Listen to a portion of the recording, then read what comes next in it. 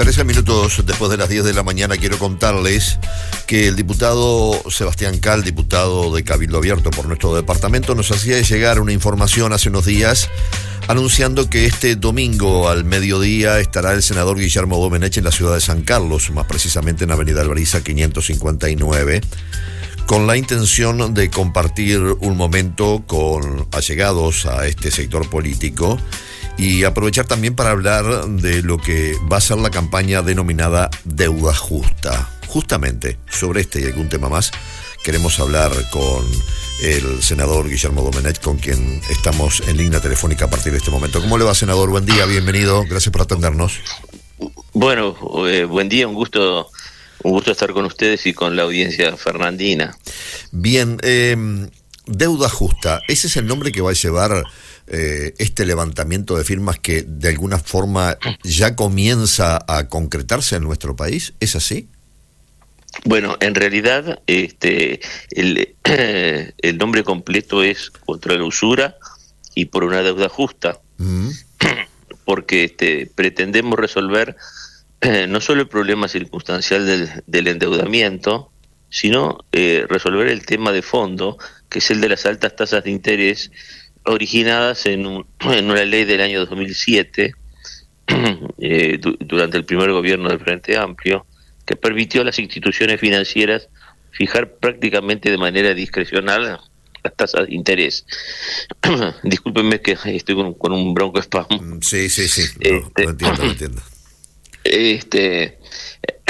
Entonces, pretendemos resolver el problema de fondo, que es el de las altas tasas de interés, y obviamente una consecuencia de este problema, que es el enorme endeudamiento que se ha generado, sobre todo a nivel de las clases medias y clases menos favorecidas de nuestra sociedad, que son las que más han sufrido porque necesitan recurrir al crédito, no ya para satisfacer necesidades secundarias, sino para satisfacer las necesidades del diario vivir. Se nos comenta que incluso a fin de mes hay una gran afluencia de público a la financiera para poder quizás pagar, claro, 300 pesos del agua o de la luz, lo cual nos da la pauta del apremio en que vive algún sector de la población que tiene enorme dificultad para poder satisfacer sus necesidades más elementales. Senador, le propongo una pequeña pausita para que usted pueda aliviarse de la tos y ya volvemos con usted. Un minuto nada más, ¿sí? Bueno, ¿puede ser? No. Gracias. Frecuencia abierta. Información confiable. MaldonadoNoticias.com, el único diario digital de Maldonado. La información adecuada con la dinámica de este tiempo. Ágil, actual, variado, confiable. Maldonado Noticias. Lo que viene ya está aquí. Como el agua es esencial, ahora más que nunca, Agua Mineral Esencial baja el precio de su envase de 2 litros de 50 pesos a 35 pesos. Desde el pie del pan de azúcar a tu mesa. Agua Mineral Esencial, 2 litros, 35 pesos. Esencial en tu vida. Frecuencia abierta.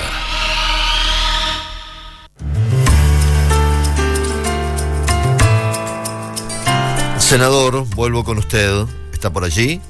Sí, cómo no. Bueno, ¿Cómo no? bien, Estamos acá. Muy bien. Todo esto del levantamiento de firmas, ¿de alguna manera considera usted que puede generar algún tipo de rispidez en el funcionamiento y la convivencia de los sectores que están hoy compartiendo el gobierno? Mire, toda esta campaña que está iniciando ahora Cabildo Abierto tiene sus inicios ya al comienzo de la legislatura. Ya al comienzo de la legislatura nosotros teníamos la percepción de que había un problema de endeudamiento, que había un problema de altas tasas de interés, que había mucha gente que tenía cierta dificultad para llegar a fin de mes y que necesitaba para sobrevivir al finalizar la quincena o el mes, recurrir al sistema financiero formal e informal para sobrellevar la situación desde el punto de vista económico. pero no teníamos cifras, porque como yo siempre digo, como aquella vieja película argentina, de esto no se habla, era un tema que estaba soterrado, que la gente lo padecía casi silenciosamente, porque tiene algo de humillante no llegar a fin de mes.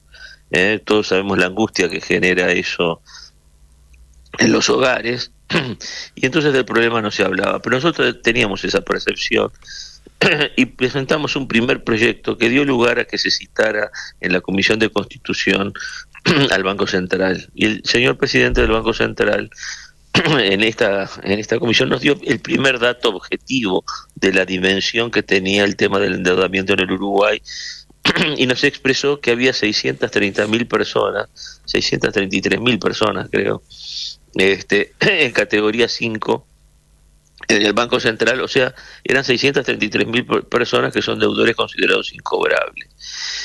Y esto es nada más que un dato parcial, porque como hay muchas instituciones financieras que todavía no están reguladas por el Banco Central, seguramente la cifra de deudores es muy superior a la que anunció en su oportunidad el presidente del banco.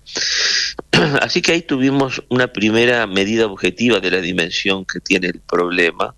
A eso se sumó que luego compareció a EBU y señaló que ellos registraban cerca de 700.000 personas. Surgieron datos del Clearing de Informes con 1 millón de personas inscritas en el clearing. Entonces eso nos da la pauta que en un país donde hay 3,5 millones de habitantes, 2.700.000 personas mayores de edad, el problema evidentemente que tenía una enorme significación.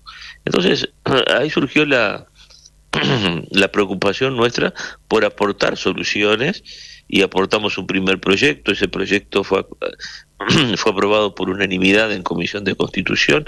Sorpresivamente en el plenario se levantaron voces del Frente Amplio y del Partido Nacional criticando el proyecto y obstando a su aprobación, y de ahí en más ha habido 2 o 3 proyectos presentados, pero que no aportan soluciones efectivas. Nosotros queremos soluciones reales para el problema, porque no basta declamar una solución, no basta plantear una solución que solo sea formal y en el papel, sino que tienen que ser soluciones reales.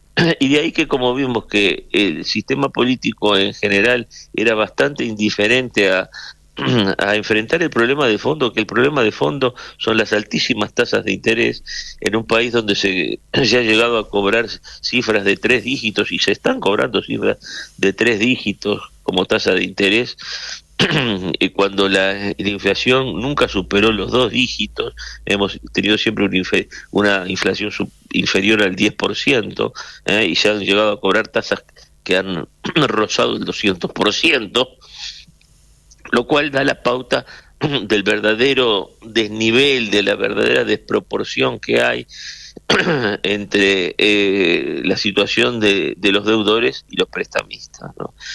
Y eso nos impone a ponerle un coto a la tasa de interés.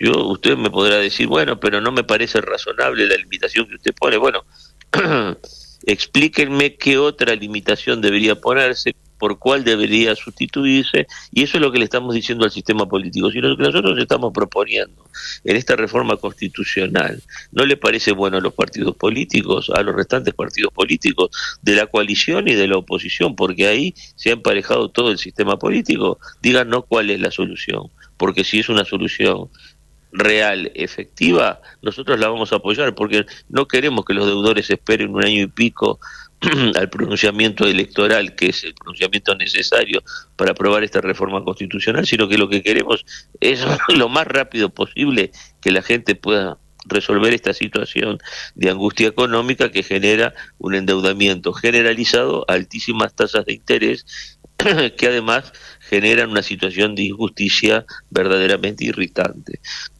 Así que nosotros con el mejor ánimo de alguna forma, le diría, de picanear al sistema político, estamos presentando esta que es la solución que nosotros con la más absoluta responsabilidad hemos pergeñado en la soledad de un sistema político que le ha dado la espalda al problema, pero no descartamos que si los restantes partidos despiertan y advierten la necesidad de resolver el problema, no nos pongamos de acuerdo para resolverlo de manera más rápida y de alguna forma acelerar una solución de un problema que aqueja a miles de compatriotas. Así que esa es nuestra posición. Bien, yo eso lo entiendo, pero la pregunta era cómo esto de alguna forma puede repercutir en la coalición, teniendo en cuenta que ya han habido algunas diferencias en la coalición, que han habido algunos roces por allí, y que a su vez también sin el apoyo de la coalición esto no va a avanzar. Mi pregunta era basado en los antecedentes, pero mirando al futuro, ¿ustedes ya están dispuestos a salir puerta a puerta a levantar las firmas o hay una instancia intermedia que todavía se puede dar? Porque, por ejemplo, por allí también aparece otro proyecto que está abordando el Partido Nacional, que tiene sus diferencias con el de ustedes. ¿Hay todavía una instancia de conversación antes de salir a patear la calle, como decimos habitualmente? Sí, miren, nosotros somos gente razonable y estamos pensando en resolverle el problema a la gente y no generarle un problema. Así que nosotros estamos dispuestos a conversar sobre cualquier proyecto que razonablemente presente una solución. Lamentablemente el último proyecto presentado, que es del Partido Nacional, establece un procedimiento, yo le diría un procedimiento de concurso de acreedores, es nada más que, yo le diría que un tracto procesal que no aporta soluciones de fondo, porque acá el problema que tenemos es que deudores y prestamistas están en situaciones de fortaleza muy distintas. El poder de negociación que tienen los acreedores es muy superior al poder de negociación que tienen los deudores, y particularmente estos pequeños deudores, que es gente que no tiene dificultad para recurrir incluso al servicio de abogados o contadores.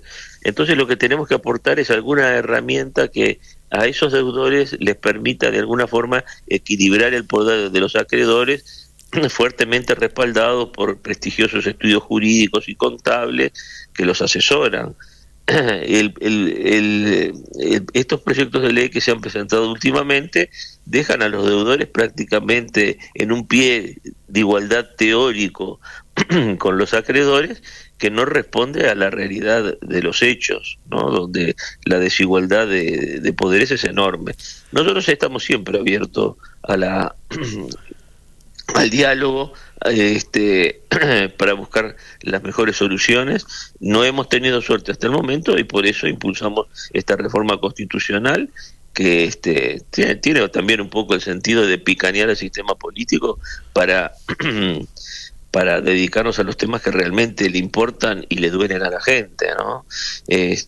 Yo hace pocos días criticaba el hecho de que se hiciera el homenaje a un elenco artístico en el Senado de la República, cuando hay problemas de esta naturaleza, que me parece que más que dedicarnos a realizarle homenajes a los artistas favoritos, tenemos que dedicarnos a resolver los problemas de las personas que sufren en la calle las dificultades del diario vivir, ¿no? Aquí hay dos temas en paralelo. Uno, lo que ha sucedido hasta ahora, generando estas deudas y estos intereses realmente faraónicos, y lo otro es el tema de la usura. O sea, se están tratando un tema del pasado que ha llegado a este presente con una realidad que duele, como la que usted ha dicho, con más de 600.000 personas que hoy no pueden operar de ninguna manera desde el punto de vista de poder generar, finalizar con esas deudas, pero a su vez también de aquí en más ponerle